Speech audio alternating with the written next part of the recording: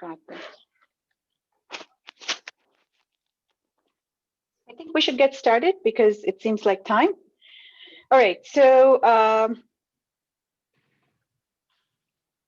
an interesting topic actually, how universities are creating new pathways to diversify technology. And when I say technology, I don't only mean tech, I'm also referring to computing and tech, like the entire domain in general, right?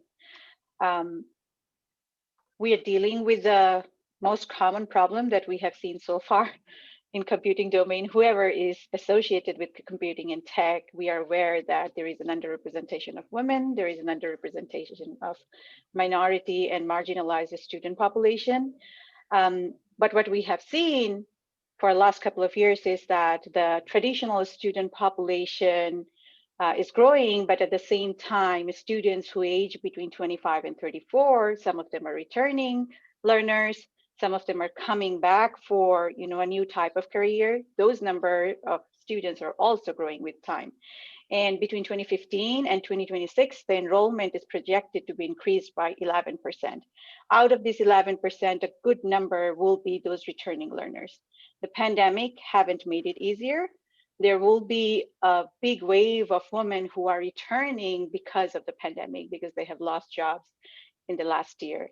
So we will see that wave in next 5 years or so. So I'm really excited to look forward to studies that are being done in 1 year, and we will probably see the outcome.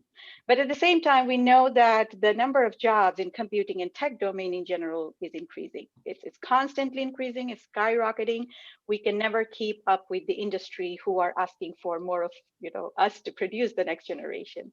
So what we are trying to do, because we are doing lots of initiatives to fill up the gap, the talent pool, but now it's time to look at also the returning learners. These returning learners need to upskill and reskill their existing knowledge and skills, but also the jobs that we had before in computing and tech are not really necessarily the same right now. Like in earlier days, there was just jobs related to software development or software engineering, but the jobs are very different, and it will be even more different because computer science or computing as a domain have been fragmented in so many specialized topics these days. So in upcoming years, we will see tons of jobs in emerging technology area, and that's what we are saying, MTech. So MTech is basically cybersecurity, AI, machine learning, data science, cloud computing, AWS. So there are already numbers of jobs in that area, but it's going to only keep growing. And we need more and more people, more and more next generation students to be in this domain to fill up the gap. Hence this topic, basically what the universities are doing. Of course, everybody's trying to do their share, but what are we doing? And that's why I have this amazing set of panelists here who are going to be talking about diverse initiatives.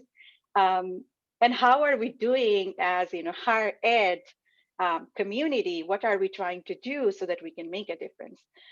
One of the topic I wanted to, before going into the actual panel or panelist information, is we have one of the co-founder or founder, Carla here, who is the brainchild, right? Align is your brainchild, I think.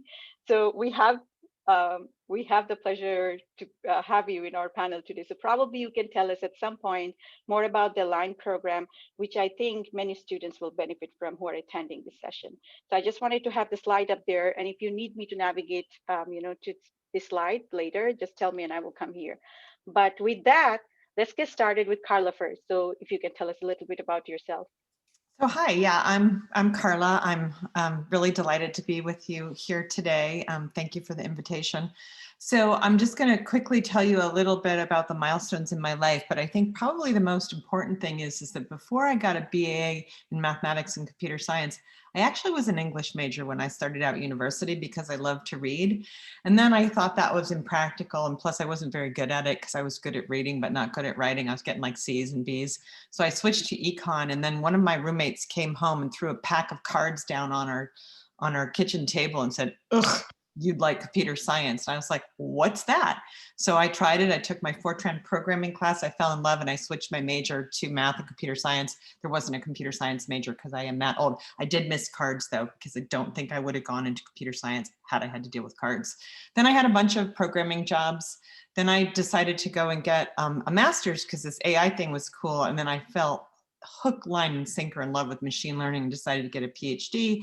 I got married, I got a PhD. I defended my PhD when I was 8 months pregnant, and I had a 10-pound baby, so I was very large, and my committee kept asking me to sit down, which I figured I could start to breathe in a labored way if things got uncomfortable. My first son was born. I became an assistant professor at Purdue in electrical and computer engineering, which I was terrified because I knew nothing about electricity except that it came out of the wall. Then I had my second kid, Matthew. He was not 10 pounds. And then I had tenure, and then sadly I got divorced, which is a long story, best told over a beer. And then in 2004, I really needed to move back to Boston for family reasons. One of my kids with special needs, he's fine now, he's great, he's doing an MFA. And so I looked around and I fell in love with Tufts because I was doing research in machine learning applied to medicine, and I could have a joint appointment with the medical school. I then became chair of the department at Tufts. I then got married to my wonderful husband, George. I got a third son through much less painful way, Chris, who's right in between my two kids age. And then in 2014, I became dean at Northeastern. And then in 2019, we got a large grant from Melinda Gates, who, if you remember, she wrote an article about how she was going to spend $1 billion to raise women up. Part of that is to increase the number of women in tech. And the Center for Inclusive Computing was born, which gives out grants and aid and help to undergraduate programs who are trying to increase the number of women in computer science. Thank you, Carla. What a wonderful and diverse, life or journey you had. It's quite fascinating, quite fascinating. All right, we will hear more fun than others. Yes, we will hear more from you. Let's go ahead, and next up we have Valerie, who also had quite a fascinating. All of your journeys are quite amazing, to be honest. But it's always hard to come after Carla, partly because your delivery is so great. So being a little older than Carla, I actually started with paper tape. So I thought punch cards were wonderful. So I have a bachelor's in applied math from Mount Holyoke College, which was 1977, because they really didn't have computer science then. I went to NYU in a PhD program. I resigned my fellowship and left with my master's. That's also a story best told with beverages nearby. And I returned 10 years later to the PhD program at Rutgers. Got my degree in 96, started teaching at Hofstra University in 95, moved to Union College as department chair in 2004.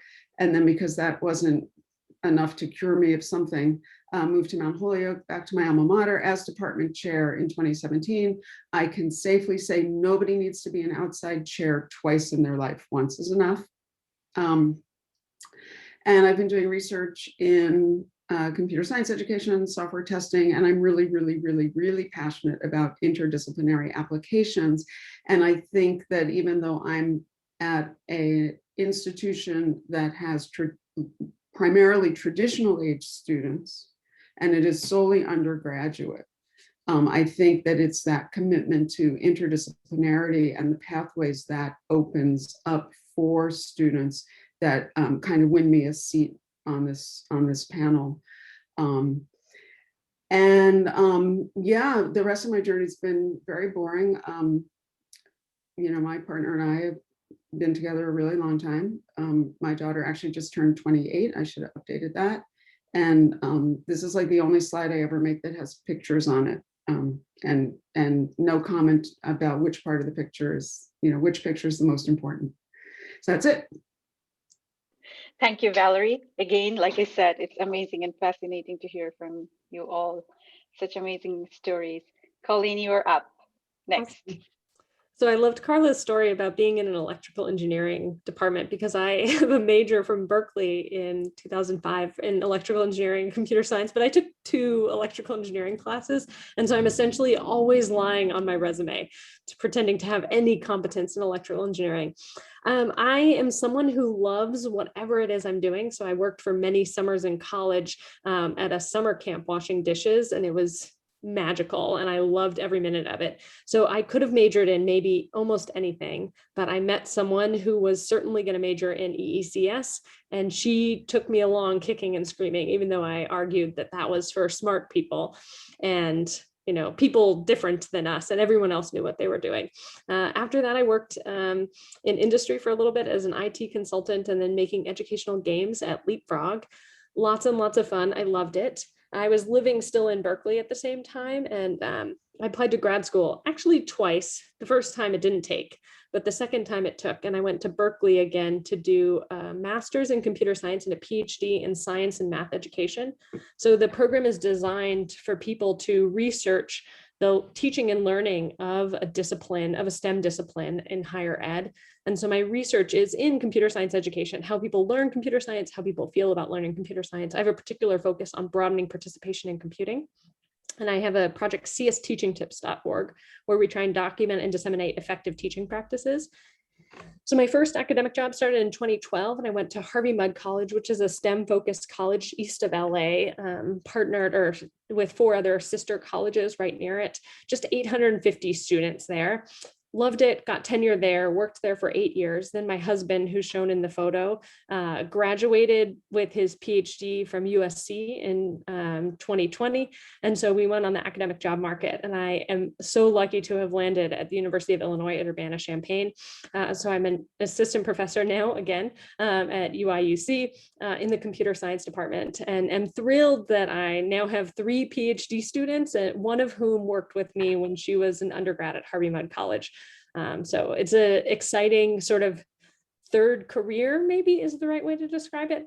And I'll tell you a little bit about later on about a program at UIUC focused on folks with an undergraduate degree interested in getting into computing.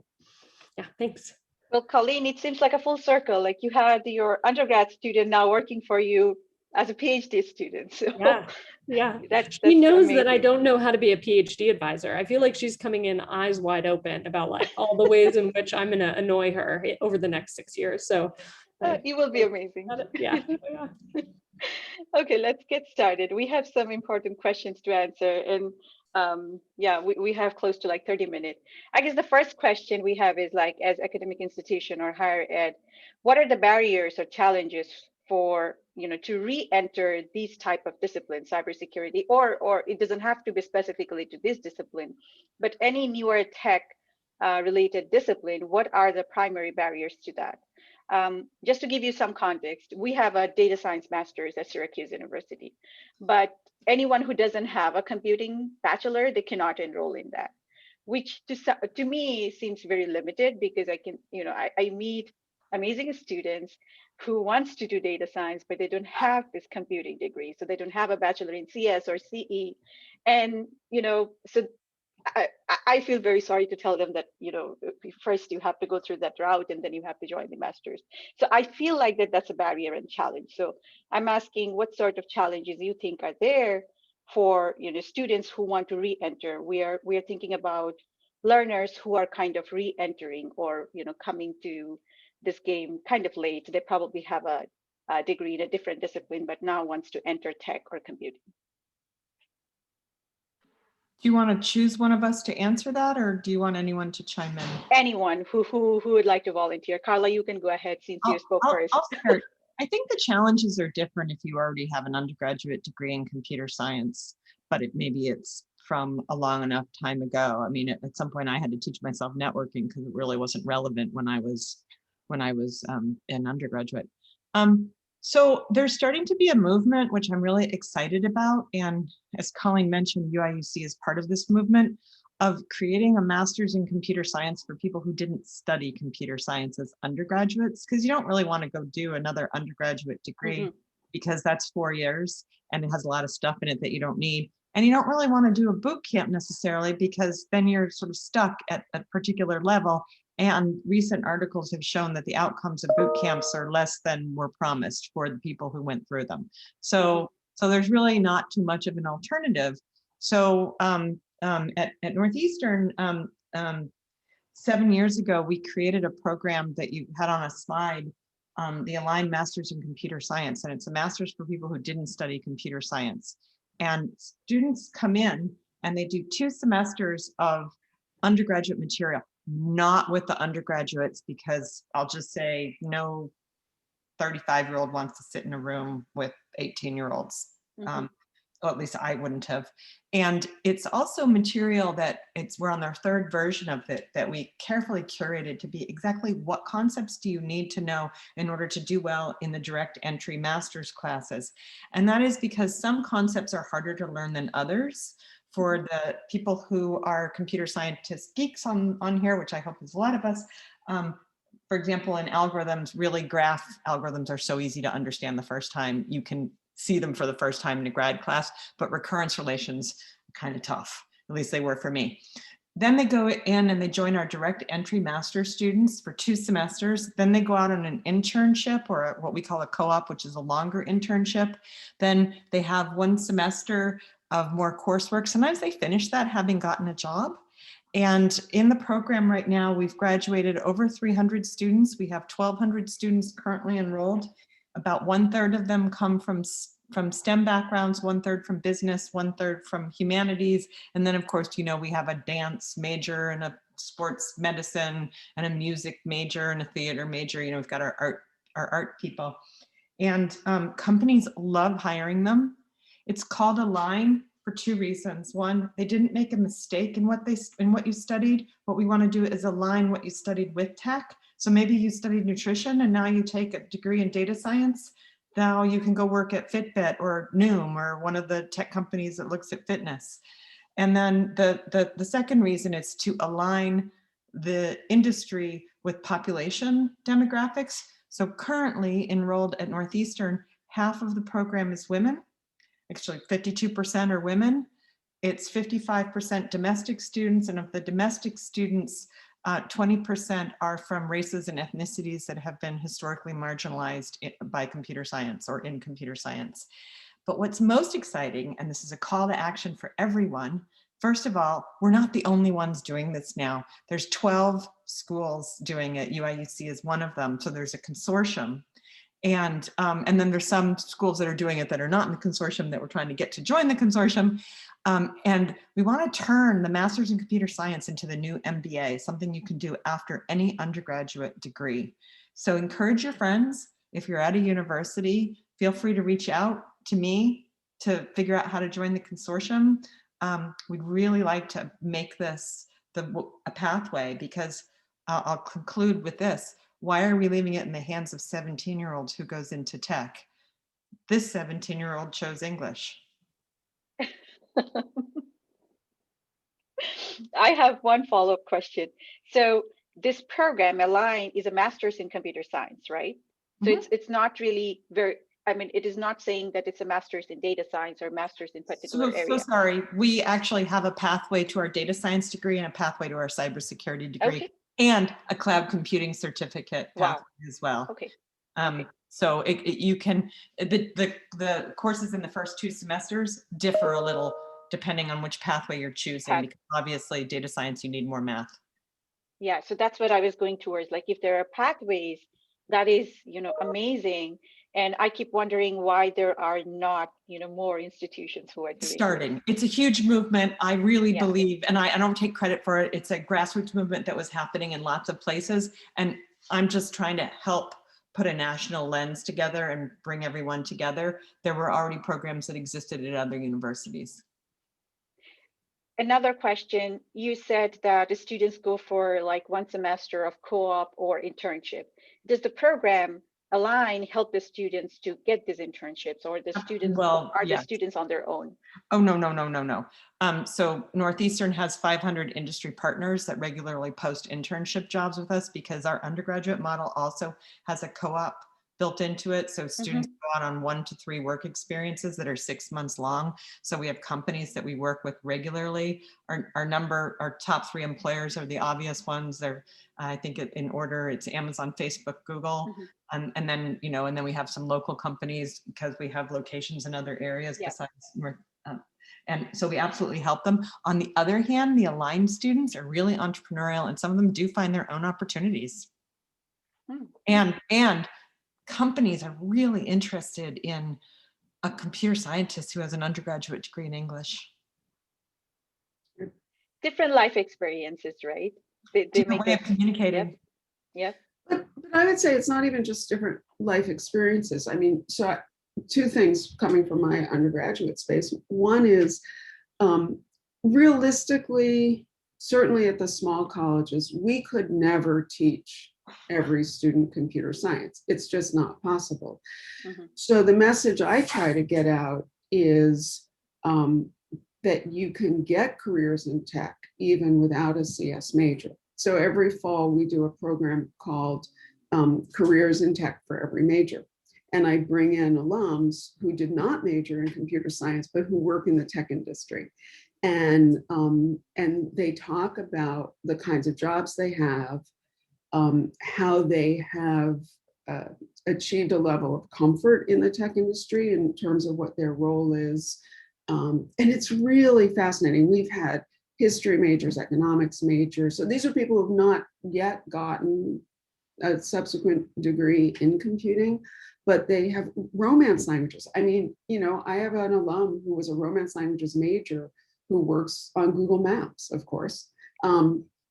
So there are really interesting ways that people make these pathways into tech. But the other thing I would argue about the value of the non-computer science majors, and this is the argument I made to our computer science students when they were upset that we increased their humanities and social science requirements. And they said to me, why are you going to make us take more courses where we have to read?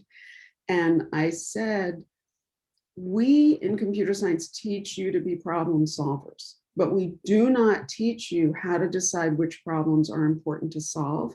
And we don't teach you how to anticipate the ramifications of your solutions. You need the humanities and the social sciences for that. And you need to be able to talk with humanists and social scientists. And if you don't bring that with you into industry, then you're going to create really crappy technology. So I think that, to me, sort of the takeaway of all of this is that we need to really open up and make it kind of safe to come into this technology space from different backgrounds so that those conversations happen. And I think certainly looking at the issues about ethics in AI right now, looking at the really horrible uses of a lot of AI technology, there's a wonderful quote from Leonard Kleinrock, who is one of the founders of the internet. And he was interviewed on the 50th anniversary of the internet, and people asked him about kind of the dark web. And he said, the problem was we weren't good enough social scientists. And I think increasingly we have to bring that lens to the technology work. Yeah, sorry, do you want to go ahead? No, Colleen, go ahead. Yeah. I was giving you. Yeah, I'm excited to pick up on that thread because I think having people understand the historical context of technology, I think is really essential. I'm finding in some of my research that as California students are taking more CS courses, they're taking fewer history courses. And I'm like, ooh, I think as computer scientists, we need to be thinking about these trade-offs and what are the broad needs of society. We need students to understand the computational world around them. We need all students to have access to career paths in technology, but we also need students to have a deep understanding of racism and its roots in our society. Okay, so I think that lens leads me back to the initial question, which are what are some of these barriers that people are facing in this tech re-entry piece? And I think it's a really, maybe nice is the wrong way to put it, but it's a really nice opportunity to think about intersectionality. So particularly thinking about women re-entering the workforce, we need to think about the ways in which stereotypes about women, stereotypes about older people, and the intersection stereotypes specific about older women play out in terms of people's expectations of them and perception of them, the ways in which they get treated. Obviously, people don't only have a gender and an age. And so it's really important to think about the ways in which other identities, for example, race and ethnicity, play out in the way people are perceived and experienced and treated in the tech workplace. This relates back to Carla's point about the boot camps of like, oh, shocking, they sort of overpromised what was going to happen in those boot camps. And I think the other piece is these stereotypes about who does computer science also shape who gets questioned in their competence, whose credentials are challenged.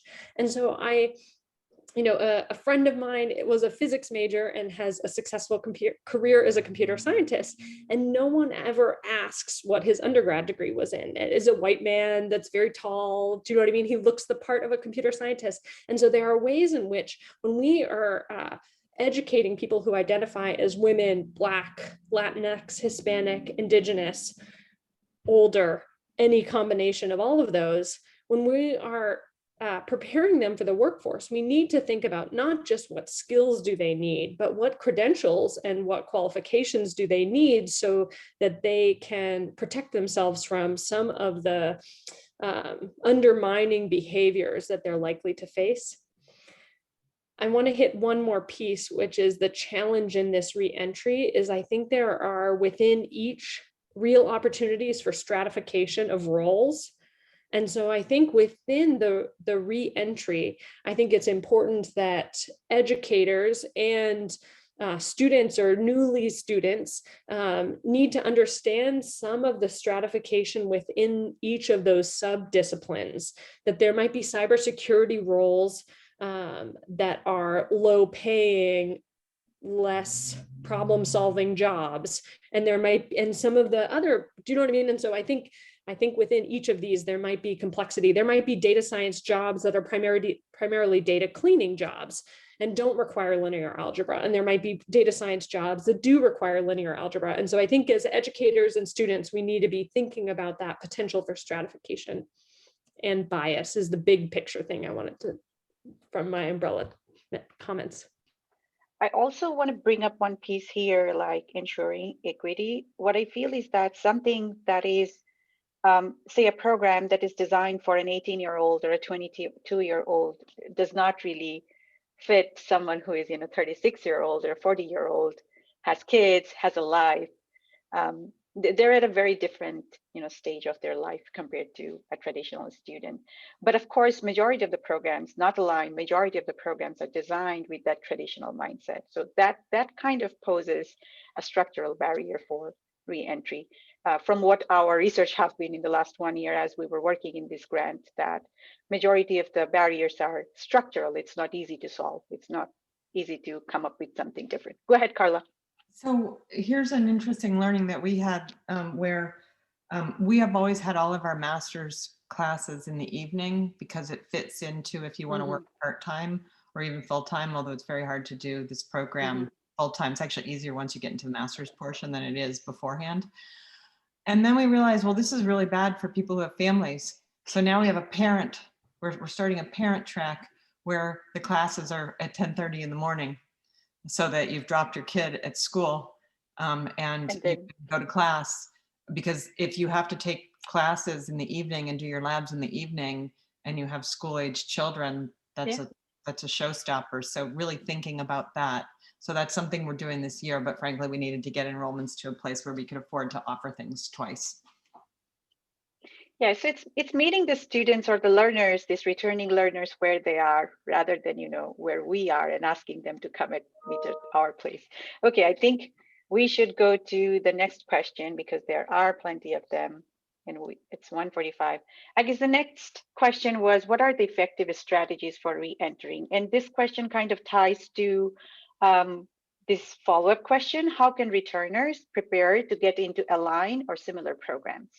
Are there any special skill or preparation that's needed to get into this kind of programs? No, but be prepared to revisit your math. So we have a math boot camp for 2 weeks that's free before people start to remember what login is.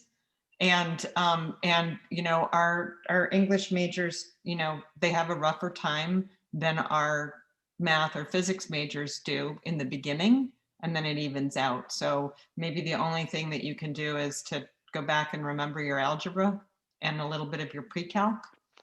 That's it. We already got a question in the chat. Is the program virtual, or just I'm curious if there are any components or pieces that are virtual? So it depends on whose program. Again, remember, there are more than just us. Right. Ours is, you can do it virtually or you can do it in person. And then some of our campuses, like our Vancouver campus, is a hybrid flipped model. It depends on which campus you're at for Northeastern, but obviously everywhere you can do it, you can do it. We just finished putting everything online, and we don't necessarily market it that way.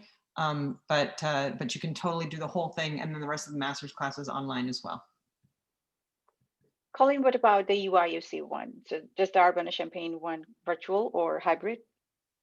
I mean, right now everything is online for the program, and this is the first cohort. So we have just 7 students in the current version, and so the UIUC version, which is the I'll make you a deal. If you keep this one, then she gets what you want. Accelerator non-specialist.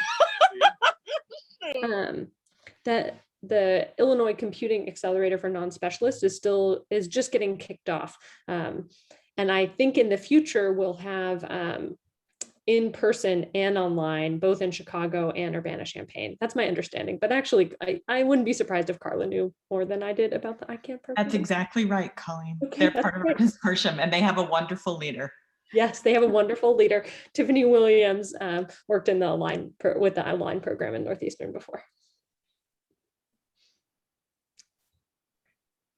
Sorry, it's a follow-up question from me. Are there any financial aid that's possible for students with the Align program? Again, it depends on which program you're in, and not all universities cost the same. For example, if you're a resident in Illinois, you want to go to UIUC, period. At our university, we try really hard to make the first semester free for as many people as possible. We have funding partners from companies like Dell is a big sponsor, Facebook is a big sponsor, and then we also have philanthropic money to make the first semester free. And then the university, we take people who have high financial need and we give them a further discount. But the real reason we make the first semester free is because when you try computer science, you either love it or you don't love it, and you know your first semester without fail. Now, whether it fits into your life, that's not necessarily always apparent, but whether you like it or not, you will know. Although don't make a decision in October or November, because that's when there's a long line outside of the advisors with everybody saying, I thought I could do computer science, but I can't. You wait till the end of your first semester. That's where most of our attrition is. I'd say we lose about 10% of our students there, but the ones that continue on, they finish. And now you're looking at, if you go to one of the tech hubs, you're looking at a salary in the low to mid hundreds. So you can afford to take on the debt, which is why we like to make the first semester free, so that you can figure out if you love computer science or not, and then take on the extra financial debt that you're going to need to. But our program is expensive. We're a tuition-driven private school. There are cheaper options. I know I'm not doing a good job advertising, but we do have 100% employment of our graduates. We track each and every one of those 300 people, and every one of them is employed in tech.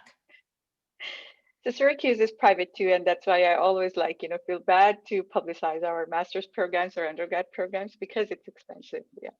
Yeah, and UIUC is still going through the process of being eligible for federal aid. And so right now there's not federal aid available. But I think shortly we will have addressed that beyond these first 7 students. I think it's an important piece. Carla, I want to push back on the whether you like it or you don't. From some of my interviews with high school students, they think of interest in computer science as an innate quality about a person that they just need to discover. But when you talk to them about their experiences, I think there is people, not everybody has to love it. Do you know what I mean? But I do want to, I think you weren't saying that interest is innate in computer science. Yeah. And so, and I find that students are able to recognize that when the educational environment is working for them and fitting in their life, then they're more likely to enjoy it. And so there might be a number of reasons that cause someone to not like it. Oh, and there are people that you can put on the intro sequence that would kill off anybody's interest in computer science. Yeah.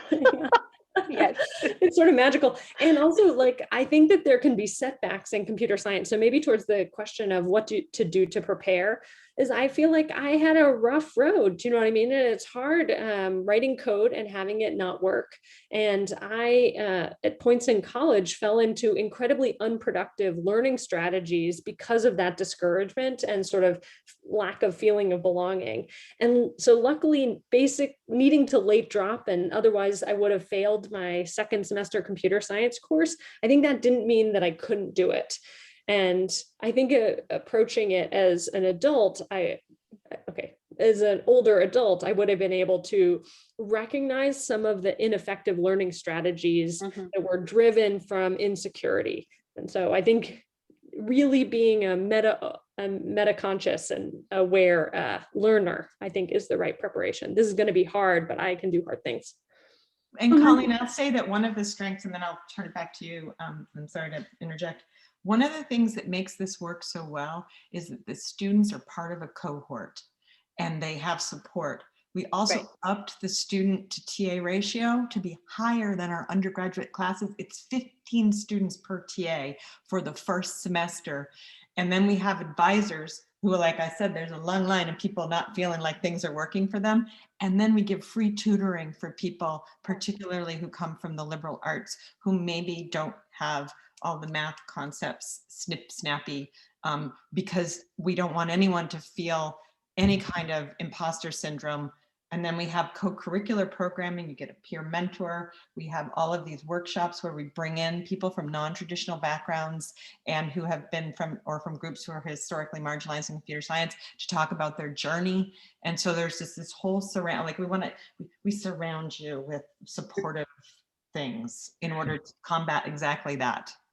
And I would say having, again, at the undergraduate level, but teaching at a women's college, that's a lot of what we do as well. So, my goal with the intro course is, let's take people who didn't necessarily ever see this in K-12, give them a pathway. And at least when they get to the end of the term, if they decide they don't love computer science, they actually know enough that they can use computing in productive ways in whatever they do decide to major in. But the other thing is the same kinds of things you're talking about, Carla. We have TAs, but every student in our first two courses is also assigned a mentor, and they are required to meet with that mentor a certain number of times during the first half of the term. Wow. And then it's optional for the rest of the term, depending on how they're doing. But it really is about trying to sort of surround them with support and let them know that they have a place in this field.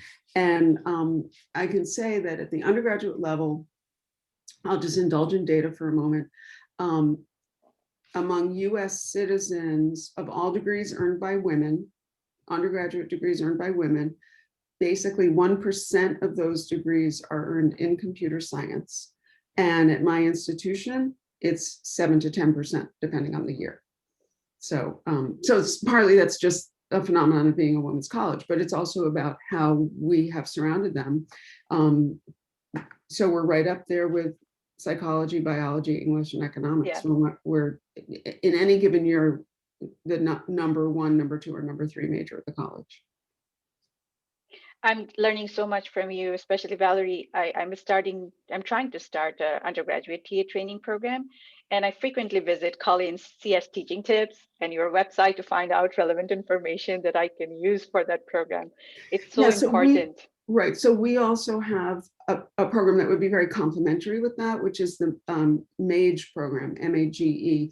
And we've rolled out a whole set of TA training materials that focus on self-efficacy, how to work with students, how to support students in their efforts. So we now train every one of our TAs and student mentors. Any student in our department who will be having interaction with another student in a supportive role has to be trained. And we're, of course, trying to get the college to adopt it for all student-facing student workers so that our half-time employee could become full-time. I guess we are at the very end, but I can take few of the questions that were posted in Whova. Does universities still offer undergraduate research opportunities during COVID? Yes. Yes, right. So all of the REU sites, they're still open, but my understanding is they all went virtual, right? Most, yes. yeah. Yeah, so most of them. So yes, there are actually tons of REU undergraduate research opportunities throughout the nation. Those are mostly offered virtually, probably this summer and last summer, but I think coming from next year, you will probably be able to again go in person for most of them. What summer research opportunities could support a student effort, and how should faculty develop such programming? Anyone wants to tackle that? One thing I started at Harvey Mudd was an entrepreneurship program, because rich people who donate money to the college are really into entrepreneurship. And so what I did was I created a program where I would hire students after their first year of college to do a 10-week project together, where I am not interested in entrepreneurship even a little bit, but I'm really interested in students working together, teaching themselves technical topics and practicing public speaking, and entrepreneurship is an exciting opportunity for that.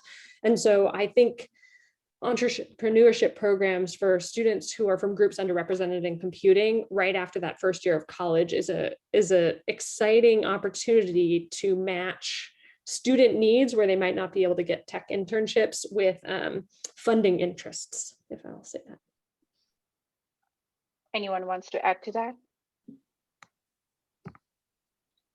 Okay, so I think there are two pieces to this question. So one is Colleen already addressed, like that's an amazing program. There are traditional research opportunities.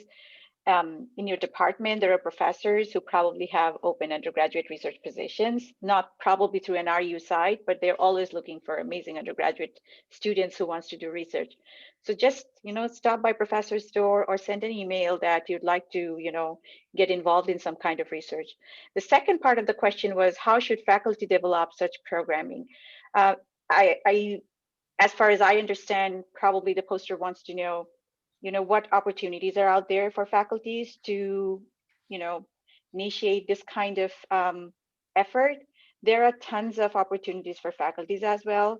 NSF provides different kinds of grants. So if you want to, start an RU side, you have to write a proposal. You can get supplement to your existing fund. Google recently have been launching out Google Explore CSR, where you can get funding for 3 years, and roll out initiative where you can offer undergraduate research opportunities for underrepresented women. So LGBT, non-binary, underrepresented women in general. So there are tons of opportunities. You have to Google them. Of course, I don't have it, but I can post it in the chat. And also, once we finish this session and once the conference ends, we're going to actually put together outcome of each of the session. And, I'm hoping I will probably put some links in there if you are interested to look at that. And I pasted a link in the chat that has links to, I think, all the programs you mentioned. Okay, that is great. Yeah, so, and if I could just add one thing, one of the things that we've really tried to do in my department is actually not put the burden on students to come knock on our doors, because that privileges the students who feel comfortable doing that. So we've moved to a model where we do research presentations, and then we have a form where students can indicate interest, and then we can go through a process, because it's really important from a diversity standpoint to make sure that that doorway to future research opportunities is really wide open for people. Yes. Yes. Well, I guess 1 minute left.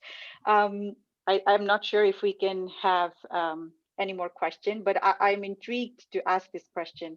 How are universities incorporating non-STEM majors like government, law, or etc. into STEM? I can take. Go ahead. So first of all, many universities have combined majors at the undergraduate level, or sometimes they're called CS plus X, where you take some CS, Yes. some of X, and Yep. then you put them together. So that's one way to do it. Like we have 36 at Northeastern. And other places are doing like a 3+3 for law. So you do computer science for 3, and then you could do law for 3, and then one overlaps, so it's cheaper. And then you know, and then the other way to incorporate it is, again, to do something like one of these masters for people who didn't study computer science. We actually have some people with law degrees, pharmacy degrees, PhDs in other areas. So that's the other way to put it together. But we are at time, and I am an overscheduled dean. Thanks for having me. Thank you. Thank you, everyone. Thank you all for finding out time for us. And I cannot thank you enough. So I will let you go. I will not keep you waiting. Yeah, reach out if you're interested to any of us. Bye. Yeah, totally. Yep. Bye-bye. Thank you. Thank you. That was a great session. Thank you for inviting me. Yeah, it was wonderful. Got to run. I have another Bye. thing that starts right now. Yep. Go ahead. Go ahead. All right, attendees. I'm going to see you probably at 2:15 sessions.